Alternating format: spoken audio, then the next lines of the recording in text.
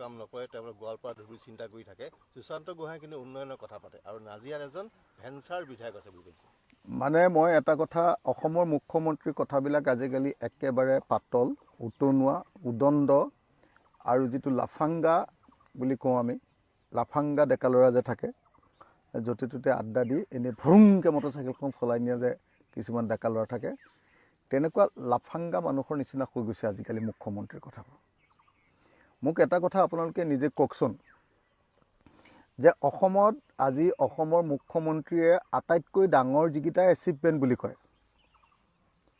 তাৰ ভিতৰত দ্বিতীয় আটাইতকৈ ডাঙৰ এচিভমেণ্টটোক তেওঁ কয় যে ৰংঘৰ প্ৰকল্প এইটো কাৰ সমষ্টিত হৈছে ৰংঘৰ প্ৰকল্প সেইটো কাৰ সমষ্টিত হৈছে 142 কোটি টকাৰে এইটোতো মই বাধ্য কৰালোঁ ন তেওঁক দিবৰ কাৰণে তাৰ পাছত আপুনি আজি অসমৰ মুখ্যমন্ত্ৰী বা অসম চৰকাৰখনৰ আটাইতকৈ ডাঙৰ নদী নিয়ন্ত্ৰণৰ যিটো আঁচনি তেওঁলোকে ৱৰ্ল্ড বেংক আৰু এডিবিৰ পৰা লয় এছিয়ান ডেভেলপমেণ্ট বেংক আৰু ৱৰ্ল্ড বেংক মোৰ নিজৰ সমষ্টিৰ 11 কিলোমিটাৰ মথাউৰি বন্ধাবৰ কাৰণে আৰু গোটেই নদী নিয়ন্ত্ৰণটো কৰিবৰ কাৰণে মই 200 কোটি টকাৰ প্ৰজেক্ট ল'লোঁ এছিয়ান ডেভেলপমেণ্ট বেংক এইটো কাৰ সমষ্টিত হৈছে অসম চৰকাৰৰ দিনৰ আটাইতকৈ ডাঙৰ যিকেইটা প্ৰজেক্ট ডিষ্ট্ৰিক্ট ষ্টেডিয়াম এইটো শিৱসাগৰত ল'লোঁ 50 কোটি টকা চাৰ্কিট হাউচ বনোৱা সেইটোও শিৱসাগৰত ল'লোঁ তেওঁলোকৰ যিমান প্ৰজেক্ট আছে না স্পেচিয়েল প্ৰজেক্ট যিমান আছে এনেতো সাধাৰণ প্ৰজেক্টবিলাক চবেই সমানে পায় কিন্তু স্পেচিয়েল প্ৰজেক্ট যেনেকৈ ধৰক স্পেচিয়েল অসম চৰকাৰ স্পেচিয়েল প্ৰজেক্ট অসম মালা মই দুটা ৰাস্তা ল'লোঁ এটাৰ নাম বিজি ৰোড 122 কোটি টকা এটাৰ নাম বৰালি 102 কোটি টকা গতিকে তেওঁলোকৰ যিমানবিলাক ফ্লেগশ্বিপ প্ৰগ্ৰেম আছে সকলোবিলাক ফ্লেগশ্বিপ প্ৰগ্ৰেমে মই লৈ ল'লোঁ তেওঁলোকৰ যিমানবিলাক ডাঙৰ তেওঁলোকৰ প্ৰজেক্ট আছে সকলো প্ৰজেক্টে লৈ ল'লোঁ আৰু আটাইতকৈ ডাঙৰ কথা যে টাউনৰ পানী যোগান প্ৰকল্পৰ কাৰণে যি প্ৰকল্প লাগে টাউনৰ পানী যোগান আমাৰ শিৱসাগৰৰ 30% মানুহে খোৱা পানী পায় টাউনৰ মই আমাৰ শিৱসাগৰৰ 100% পাবৰ কাৰণে তাৰ কাৰণে 35 কোটি টকাৰ প্ৰজেক্ট আনিলোঁ চেণ্ট্ৰেল গভৰ্ণমেণ্টৰ পৰা অহা মাৰ্চ মাহত শিৱসাগৰক ৱৰ্ল্ড হেৰিটেজ চাইটৰ টেণ্টেটিভ লিষ্টত ভৰাবৰ কাৰণে লাগি আছোঁ হিমন্ত বিশ্ব শৰ্মা চৰকাৰৰ দিনত খোৱা আটাইতকৈ ডাঙৰ আৰু এটা বস্তু আনিছিলোঁ আকৌ শিৱসাগৰ কি কয় বিশ্ববিদ্যালয় বনোৱাটো তেওঁলোকৰ ডাঙৰ প্ৰজেক্ট সেইটোও ল'লোঁ ষ্টেডিয়াম বনোৱাটো তেওঁলোকৰ ডাঙৰ প্ৰজেক্ট সেইটোও ল'লোঁ তাৰপিছত আপোনাৰ কি কয় আপোনাৰ চাৰ্কিট হাউচ বনোৱাটো তেওঁলোকৰ ডাঙৰ প্ৰজেক্ট সেইটোও ল'লোঁ অসম মালাটো তেওঁলোকৰ ডাঙৰ প্ৰজেক্ট সেইটোও ল'লোঁ আৰু অতিসাক্ষী কেন্দ্ৰবিলাকক কিবা কিবি কৰাৰ যিটো স্পেচিয়েল প্ৰজেক্ট সেইটো ৰংঘৰ প্ৰকল্প ল'লোঁ আপুনি চাওক কোনটো প্ৰকল্প মই ল'ব নোৱাৰাকৈ আছোঁ আৰু সেইবিলাক মোক দিব নোখোজে তেওঁ মই দম দি হিমন্ত বিশ্ব শৰ্মাক মই ধমকি লগাই হিমন্ত বিশ্ব শৰ্মাৰ পৰা এটা প্ৰজেক্ট লৈছোঁ মাত্ৰ মোক হিমন্ত বিশ্ব শৰ্মাই এটাই অন্যায় কৰিলে সেইটো হ'ল যে শিৱসাগৰ মেডিকেল কলেজখন মোৰ সমষ্টিৰ পৰা অকণমান আগত গুচি গ'ল ডিমৌ সমষ্টিত অকল অন্যায় কৰিছে এটা বাকী আৰু কিনো মোতকৈ বেছিকৈ প্ৰজেক্ট নিলে সেইটোকে দেখুৱাই দিয়কচোন এতিয়া মেডিকেল কলেজক বাদ দি ডিমৌ বিধানসভা সমষ্টিত মোতকৈ আৰু কি বেলেগ প্ৰজেক্ট নিলে সেইটোকে দেখুৱাই দিয়ক আৰু অসমৰ মুখ্যমন্ত্ৰীজনে লিডাৰ অফ দ্য অপজিশ্যনৰ সমষ্টিটোক যদি লিডাৰ অফ দ্য অপজিশ্যনক যদি ভেঞ্চাৰ MLA বুলি কয় তেতিয়া কাইলৈ তেওঁ যে লিডাৰ অফ দ্য অপজিশ্যন হ'ব কাইলৈ যদি আমি চৰকাৰ গঠন কৰোঁ তেওঁ যেতিয়া লিডাৰ অফ দ্য অপজিশ্যন হ'ব তেওঁতো তেতিয়া ভেঞ্চাৰ MLA হ'ব একেটাই হ'ব এটা কি প্ৰমাণ কৰিলে যে তেওঁৰ ৰাজত্বকালত বিৰোধী দলবিলাকক যি ধৰণে উন্নয়নমূলক কাম দিব লাগে লিডাৰ অফ দ্য অপজিশ্যনক যি ধৰণে সন্মান কৰিব লাগে সেই সন্মানটো তেওঁ কৰা নাই বুলিয়ে ক'লে তাৰ কাৰণে জগৰীয়া দেৱব্ৰত শইকীয়া নহয় তাৰ কাৰণে জগৰীয়া হিমন্ত বিশ্ব শৰ্মা মই সেইকাৰণে ক্লিয়াৰলি কৈছোঁ যে তুমি যে ইমান যে ডাঙৰ কথা ক'লা যে ডিমৌক একদম উন্নয়নৰ কাৰণে লাগি থাকে ময়ো এইবাৰ 85টা PMGSY ৰাস্তা আনিছোঁ চেণ্ট্ৰেল গভৰ্ণমেণ্টৰ পৰা 85টা চেণ্ট্ৰেল গভৰ্ণমেণ্টৰ পৰা ৰাস্তা আনিছোঁ যিমানবিলাক ফ্লেগশ্বিপ যিমানবিলাক তেওঁলোকৰ ডাঙৰ প্ৰজেক্ট আছে প্ৰত্যেকটো প্ৰজেক্টে মই শিৱসাগৰত লৈছোঁ প্ৰত্যেকটো প্ৰজেক্টে আৰু তাতকৈ যদি বেছি প্ৰজেক্ট ল'ব লাগে তেতিয়াহ'লে মই নিজেই অসমৰ মুখ্যমন্ত্ৰী হ'ব লাগিব, নহ'লে PWDৰ মিনিষ্টাৰ হৈ ল'ব লাগিব, তেতিয়া মই বাকীখিনি পাৰিম। আৰু মোৰ দিনত B.Ed কলেজখন শিৱসাগৰত মই কমপ্লিট কৰিছোঁ, এতিয়া খালি সেইখন ঠাই মোৰ ঠাইৰ পৰা গুচি গ'ল। B.Ed কলেজখন মই কমপ্লিট কৰিছোঁ, কমপ্লিট। মোক কৰা ডাঙৰ অন্যায়টো এটাই মাত্ৰ, এটা অন্যায় কৰি দিলে হিমন্ত বিশ্ব শৰ্মাই মোক জীৱনত, সেইটো হ'ল এই ডিমৌৰ এই উপনিৰ্বাচন যে হৈছিলে, উপনিৰ্বাচনত আহি তেওঁ কৈ দিলে যে মেডিকেল কলেজখন ডিমৌত দিম বুলি। গতিকে ডিমৌত খালি মেডিকেল কলেজখন, আমাৰ শিৱসাগৰ টাউনৰ পৰা কেই কিলোমিটাৰমান দূৰত মেডিকেল কলেজখন খালি মোৰ তাৰ পৰা গ'ল। আমি সেইখন শিৱসাগৰ টাউনত লগাবৰ কাৰণে চেষ্টা কৰিছিলোঁ, মই যুঁজিবই খুজিছিলোঁ। শিৱসাগৰ মানুহে ক'লে যে বৰ শিৱসাগৰ টাউনৰ পৰা বেছি দূৰ নহয় কাৰণে লাগি থাকিব নালাগে, বাদ দিয়ক, নহ'লেতো মই যুঁজিবই খুজিছিলোঁ। গতিকে মই অত্যন্ত স্পষ্ট ভাষাৰে আপোনালোকক ক'ব খুজিছোঁ যে হিমন্ত বিশ্ব শৰ্মা নিৰ্বাচনৰ ওচৰ চাপি অহাৰ লগে লগে তেওঁৰ নটটো ঢিলা হৈ গৈ আছে। কোনোবা দিন নটটো একেবাৰে খুলি পৰে বুলি মোৰ ভয় হৈছে খালি হিমন্ত বিশ্ব শৰ্মাৰ মাথাৰ মগজুৰ নটটো কেতিয়াবা একেবাৰে খুলি পৰিলেও মানুহটো এই ৰাস্তাই ৰাস্তাই ঘূৰি ফুৰোৱাব। তেতিয়া এতিয়াতো তাৰ আগৰ অৱস্থাটো হৈ আছে মানুহটোৰ ভাগৰ। চব কথাবিলাকেই অসংলগ্ন, চব কথাবিলাকেই 2 নম্বৰী, এটাও সৎ শুদ্ধ কথা ক'বলৈ নাই, খালি 2 নম্বৰী। তেওঁ এটা কথা কওকচোন যে নহয় আমি তোমালোকক বিদেশী সমস্যাৰ সমাধান কৰিম বুলি কৈছিলোঁ, ইমান বিদেশী খেদিলোঁ বুলি সেইটো দেখুৱাই দিয়া না ভাই। তোমাৰ দমটো তাৰ উকাতটো তাতহে চা মুখ্যমন্ত্ৰী হিচাপে। তুমি এইটোৱে ক'ব পাৰিবা যে মই অসমৰ মুখ্যমন্ত্ৰী হৈ অসমৰ ইতিহাসত আটাইতকৈ বেছিকৈ ধাৰ ল'লোঁ। তৰুণ গগৈ চৰকাৰলৈকে 59 বছৰত অসমৰ মুঠ ধাৰ আছিলে 42,000 কোটি টকা। হিমন্ত বিশ্ব শৰ্মাই যোৱা 31 মাৰ্চ 2025লৈকে সেইটোক 1,77,000 কোটি টকা কৰি দিলে। আৰু এই 2026 চনৰ 31 মাৰ্চলৈকে এতিয়া যে আমাৰ বাজেট দিব, 31 মাৰ্চলৈকে যিখন বাজেট আহিব এতিয়া মানে ভোট অফ একাউণ্ট আহিব, তাত হিচাপ আহি যাব যে 31 মাৰ্চলৈকে তেওঁৰ ধাৰটো হ'ব 2,20,000 পৰা 2,30,000 কোটি টকাৰ ভিতৰত। তো গতিকে তেওঁতো একো মহাত কাম কৰিব নোৱাৰিলে। অসমৰ মানুহে বহুত কৈ আছিলে, বহুত কিছুমান মানুহে সাংবাদিক বুদ্ধিজীৱী সাংঘাতিক প্ৰচাৰ কৰি আছিলে যে হিমন্ত বিশ্ব শৰ্মাৰ নিচিনা দক্ষ মুখ্যমন্ত্ৰী এজন আহিলে অসমখন পৰিৱৰ্তন হৈ যাব।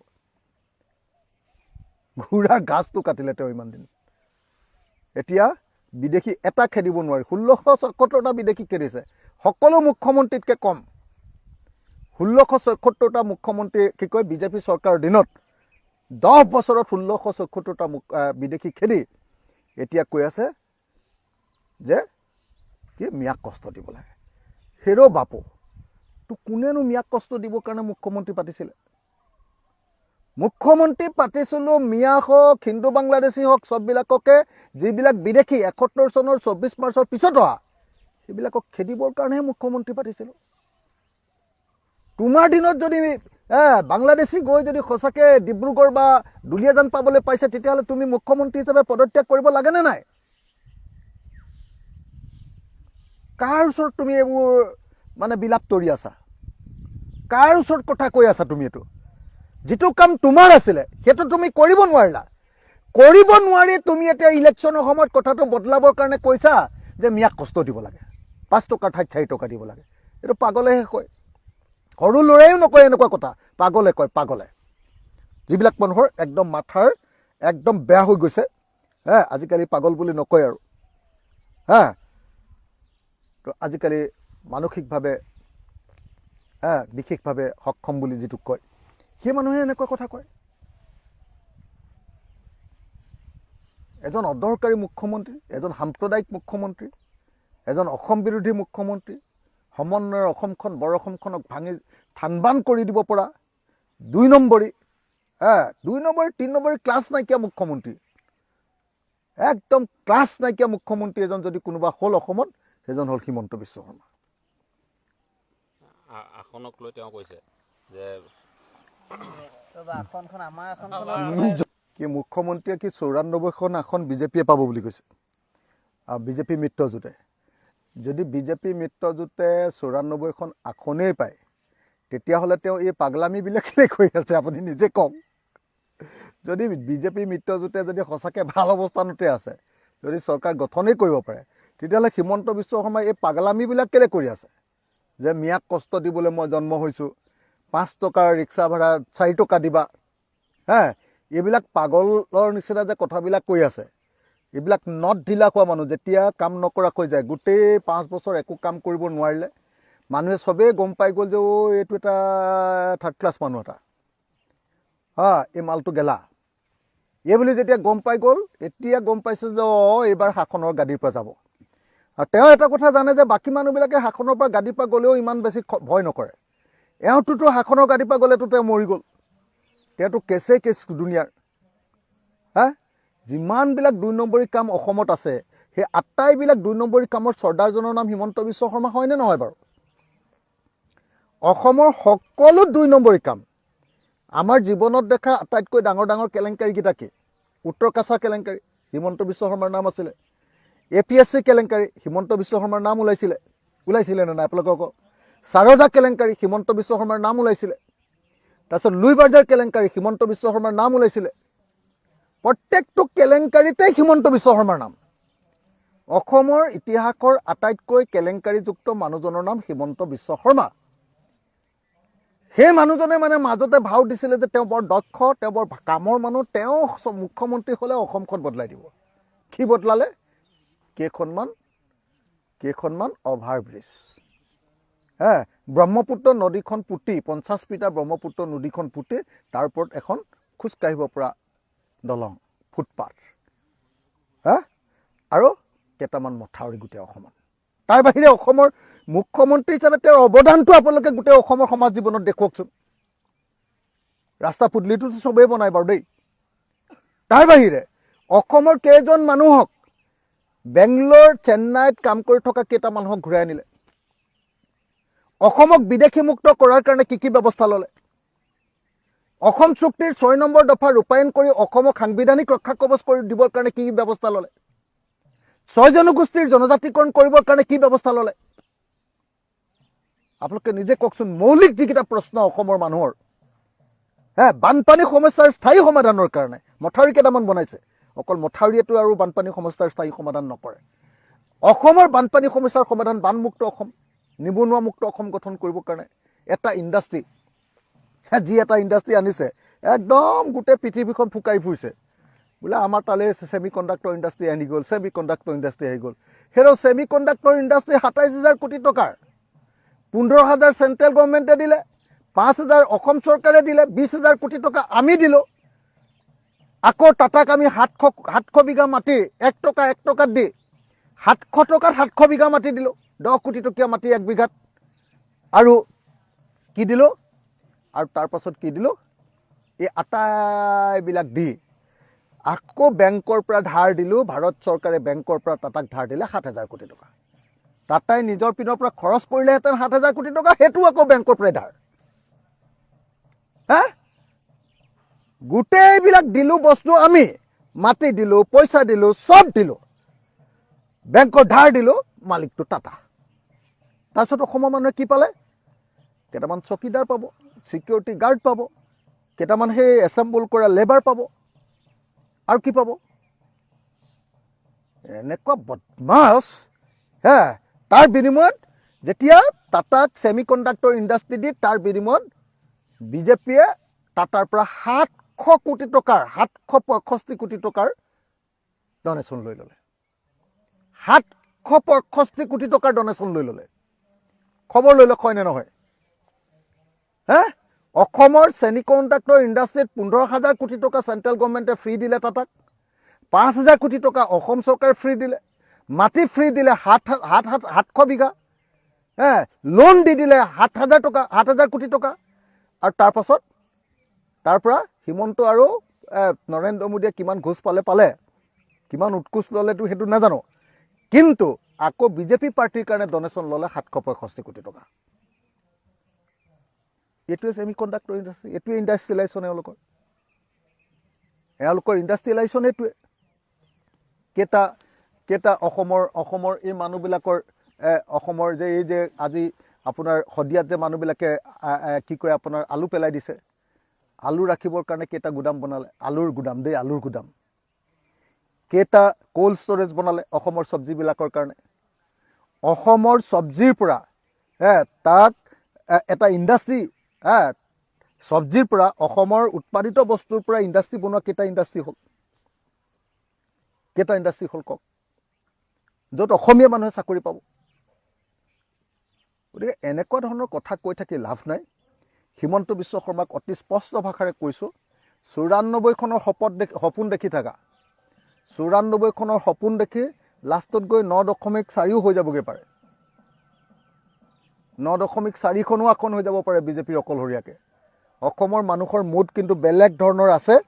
যি ধৰণে বস্তুৰ দাম বঢ়াই দিলে, যি ধৰণে মূল ইছ্যুৰ পৰা মানুহক আঁতৰাই লৈ গ'ল, যি ধৰণে মানুহৰ অৰ্থনৈতিক অৱস্থা বেয়া কৰি পেলালে, যি ধৰণে অসমৰ মানুহৰ ব্যৱসায় বাণিজ্য খতম কৰি পেলালে, যি ধৰণে সকলোৰে ডিঙিত টেপা মাৰি বাক স্বাধীনতা নাইকিয়া কৰি পেলালে, অসমৰ মানুহে এবাৰ মিৰাকুল কৰি দিব পাৰে। কিন্তু এইবাৰ সঁচাকৈ 94 নহয় 9.4 অৰ্থাৎ 9খন বা 10খন আসনে হিমন্ত বিশ্ব শৰ্মাৰ পাৰ্টিক দিব পাৰে। এইবাৰ হিমন্ত বিশ্ব শৰ্মা নিজেও যদি সমষ্টিটোত কেতিয়াবা হাৰি যায়, সেইটো অবিশ্বাস কৰিবলগীয়া একো নাই। মিত্ৰতা কিমান কি আগবাঢ়িছে সেই কথা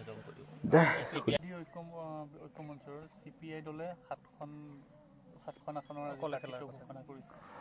মানে CPI 7খন আসন বিচাৰিছে, 7খন আসন বিচাৰিছে। তাৰ ভিতৰত কেইখন পায় সেইটোতো আলোচনাৰ মজিয়াত হ'ব। ঠিক তেনেকৈ CPI MAও বিচাৰিছে, 9খন নে কিমানখন বিচাৰিছে মই নাজানো, 6খন নে 9খন বুলি মোক কৈছিলে আমাৰ মনোৰঞ্জন দাই। তেওঁলোকেও বিচাৰিছে। CPI MLও 5খন নে 4খন বিচাৰিছে, 6খনে বিচাৰিছে হপায় CPI MLও। তাৰপিছত জাতীয় পৰিষদেও বিচাৰিছে, তাৰপাছত APHLCও বিচাৰিছে, তাৰপিছত ৰাইজৰ দলেও বিচাৰিছোঁ। এই আটাইবিলাকে আমি বিচাৰিছোঁ, কিন্তু এতিয়ালৈকে কোনেও কোৱা নাই যে আমি অকলশৰীয়াকৈ খেলিম। CPI কোৱা নাই। CPI খালি কৈছে যে আমি এইকেইখন বিচাৰিছোঁ। CPI দলে কৈছে যে আমি 7খন বিচাৰিছোঁ। তেওঁলোকে মোৰ সমষ্টিটোও বিচাৰিছে, তেওঁলোকে নাজিৰা সমষ্টিও বিচাৰিছে। বিচৰাটোতো কাৰো আপত্তি থাকিব নোৱাৰে, বিচাৰিবই নহয় জানো, চবেই বিচাৰিব। এতিয়া আলোচনাৰ মজিদি কাৰ কেনেকুৱা গণভিত্তি আছে, কোনখন সমষ্টিত সঁচাকৈ তেওঁলোকে জিকিব পৰাৰ চান্স আছে, সেই মানুহজনে ডেফিনেটলি ছিটটো পাব।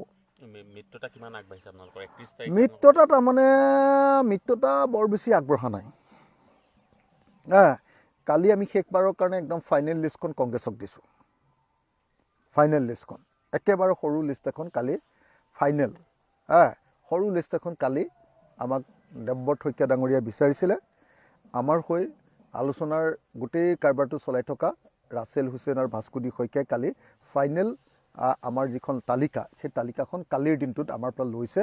আৰু কালিৰ দিনটোত লৈ আমি বাৰম্বাৰ তেওঁলোকক কৈছোঁ যে 31 জানুৱাৰী তাৰিখৰ ভিতৰত আমাৰ এলায়েন্সটো শেষ কৰি দিব লাগে। কাৰণ আপোনালোকে সকলোৱে জানে যে বিৰোধী পক্ষই নিৰ্বাচন খেলিবৰ কাৰণে প্ৰস্তুতি অলপ বেছি দীঘলীয়াকৈ কৰিবলগীয়া হয়।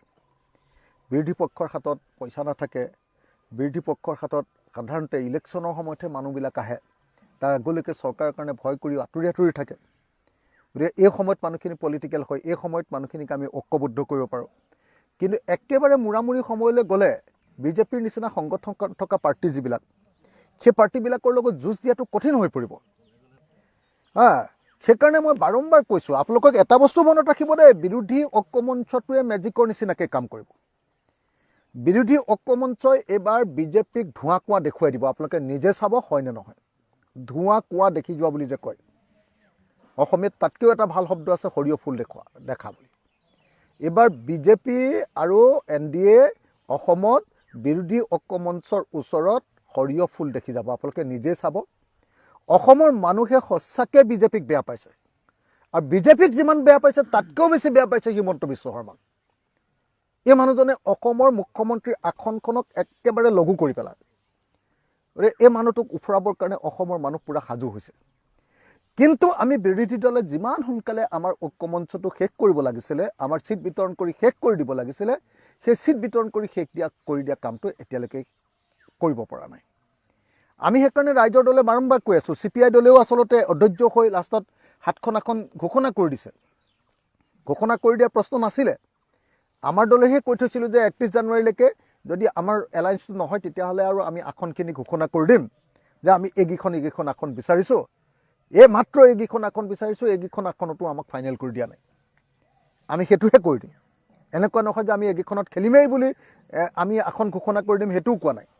আমি ঘোষণা কৰি দিম যে আমি আচলতে বহুত দিন ধৰি লাগি আছোঁ কংগ্ৰেছৰ লগত, বিৰোধী ঐক্যমঞ্চৰ লগত। তেওঁলোকক সোনকালে শেষ কৰিবলৈ কৈছোঁ, কিন্তু তেওঁলোকে সোনকালে শেষ কৰি দিয়া নাই। আমাৰ দিগদাৰ হৈছে, আমি সংগঠন কৰিব পৰা নাই। মই গোটেই অসম ঘূৰি ফুৰিবলগীয়া হৈছে। যেতিয়া মই কনফাৰ্ম হৈ যাম যে এইকেইটা ছিটতে আমি খেলিব পাৰিম, তেতিয়া গোটেই অসম মই ঘূৰি নুফুৰোঁ, আমাৰ সমষ্টিকেইটাত মই কনচেনট্ৰেট কৰিম। সেই কনচেনট্ৰেশ্যনটোৰ কাৰণে আমি বিৰোধী ঐক্যমঞ্চটো সোনকালে হোৱাটো বিচাৰিছোঁ। কিন্তু কংগ্ৰেছে দেৰি কৰি আছে, সঁচাকৈ দেৰি কৰিছে। গৌৰৱ গগৈৰ বিষয়টো আগ্ৰহী দেখুওৱা নাই নেকি আচলতে, বা কি ধৰণে তৎপৰতা? মানে মই গৌৰৱ গগৈ দেখুওৱা নাই নে অন্য কোনোবাই দেখুওৱা নাই সেইটো নাজানো, কিন্তু সামগ্ৰিকভাৱে এইটো কথা সঁচা যে আমি সোনকালে বিৰোধী পক্ষই আলোচনাত বহি লৈ গোটেই কথাটোৰ মীমাংসা কৰিব লাগিছিলে। একদিন আমাৰ সমষ্টিৰ ক্ষেত্ৰত একদিন, মাত্ৰ এটা দিনৰ কাৰণে আমি দেৱব্ৰত শইকীয়া, গৌৰৱ গগৈ আৰু আপোনাৰ কি সিং বুলি কয় আমাৰ কংগ্ৰেছ দলৰ তত্ত্বাৱধায়ক জিতেন্দ্ৰ সিং ডাঙৰীয়া, গৌৰৱ গগৈ, দেৱব্ৰত শইকীয়াৰ লগত মই আৰু আমাৰ দলৰ 3জন যদি গৈ 2 ঘণ্টা কথা পাতোঁ, 2 ঘণ্টাৰ ভিতৰতে গোটেই তালিকা ফিনিছ হৈ আহিব। কিন্তু সেই আলোচনাটোকে তেওঁলোকে এতিয়ালৈকে অৰ্গেনাইজ কৰা নাই। আমি বাৰম্বাৰ কৈ আছোঁ যে সেই আলোচনাটো আমাক অৰ্গেনাইজ কৰি দিয়ক, আমি 2 ঘণ্টাৰ ভিতৰত শেষ কৰি দিম। সেইকাৰণে মই গৌৰৱ গগৈৰ প্ৰতি আহ্বান জনাইছোঁ যে আপুনি আঁতৰি নাথাকি কথাটো শেষ কৰি পেলালে ভাল আছিলে। সোনকালে আলোচনাত বহি, মূলতঃ 3জন মানুহ বহি দিলে 1 ছেকেণ্ডত শেষ হৈ যায়। আৰু যদি সেইটো নহয়, অকল গৌৰৱ গগৈয়ে যদি পায়, তেতিয়াহ'লে গৌৰৱ গগৈৰ লগত যদি 1 ঘণ্টা বা আধা ঘণ্টা বহি দিওঁ, আমাৰ তালিকা মই কৈছোঁ নহয় লগে লগে শেষ। আৰু আলোচনাত ওলাইও আহিলোঁ, আমাৰ হেৰিও শেষ হৈ গ'ল। কাৰণ আমিতো বেছি ছিট বিচৰাই নাই ন, কম ছিট বিচাৰিছোঁ। খালি সেই ছিটকেইটা কনফাৰ্ম কৰি ল'লে আমি তাত কনচেনট্ৰেশ্যন দিব পাৰোঁ। নহ'লে মানে একে ঠাইতে লাগিব নোৱাৰি। এতিয়া গৈ গোটেই অসমত ঘূৰি ফুৰিছোঁ, মানুহেও কৈছে এই মিয়া সমষ্টিত ঘূৰি ফুৰিছে, এইবিলাক কৈ আছে। অথচ আমি গোটেই অসমৰ চাৰিওফালে ঘূৰি ফুৰিছোঁ।